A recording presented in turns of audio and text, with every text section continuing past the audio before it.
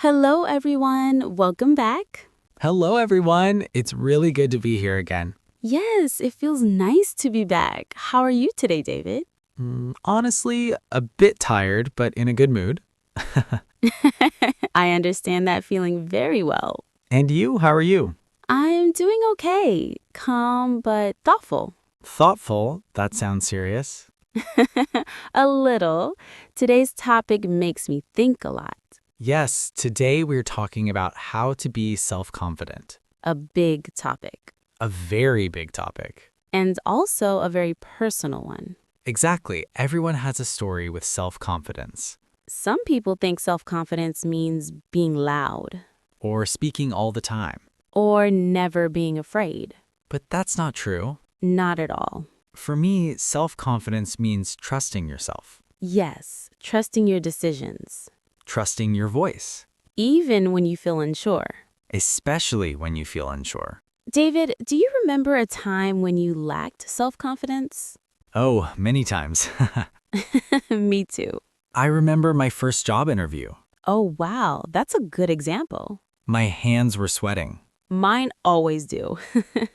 I prepared a lot, but when I entered the room, my mind went blank. That feeling is horrible. Yes, I thought, I'm not good enough. And that thought is very dangerous. Very dangerous. It stops you before you start.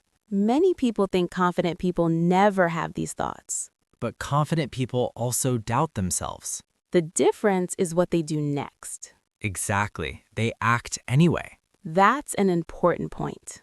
Confidence is not the absence of fear. It's the ability to move forward with fear. Wow, that's powerful.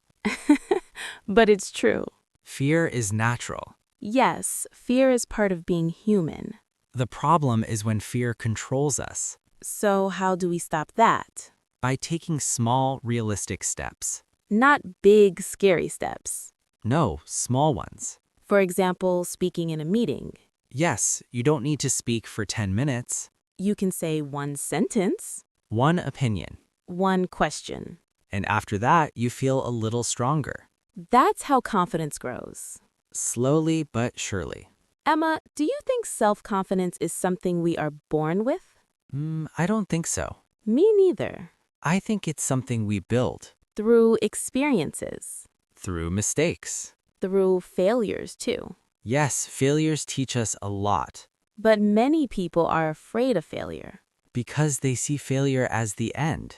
instead of seeing it as a lesson. Exactly. I failed many times in my life. Same here. At the time, it hurt. It always hurts. But later, I realized I learned something important. Failure can build resilience. And resilience builds confidence. That's a strong connection. David, let's talk about self-talk. Ah, yes, the voice in our head. Sometimes it's kind. And sometimes it's very cruel. Many people speak to themselves in a way they would never speak to a friend. That's true. They say, "You're useless. You're not smart enough. You always fail." Hearing this every day destroys confidence.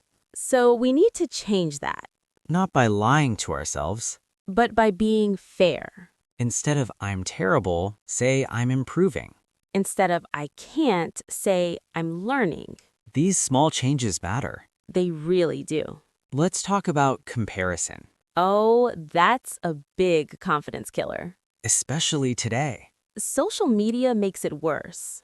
We compare our real life to other people's highlights. Perfect bodies, Perfect careers, perfect relationships, but nobody posts their doubts. or their bad days. So comparison is unfair. The only fair comparison is with yourself. Who you were last year. Who you were last month. Progress matters more than perfection. I love that sentence. Me too. Emma, David, what helps your self-confidence the most? Preparation and honesty. Interesting. When I prepare, I feel ready, And honesty?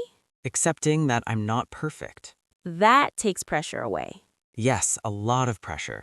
For me, self-care helps. Sleep? Sleep, food, movement, silence.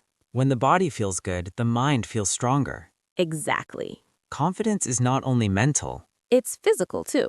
Let's give listeners something practical. Good idea. One simple exercise. Every day, do one thing that scares you a little. Just a little. Send the email. Speak up. Say no. Or say yes. And after that, notice how you feel. Proud. Stronger. More confident. Confidence grows from action. Not from waiting. Before we finish, one last message. Confidence is a journey. Not a destination. You don't need to be perfect. You just need to keep going.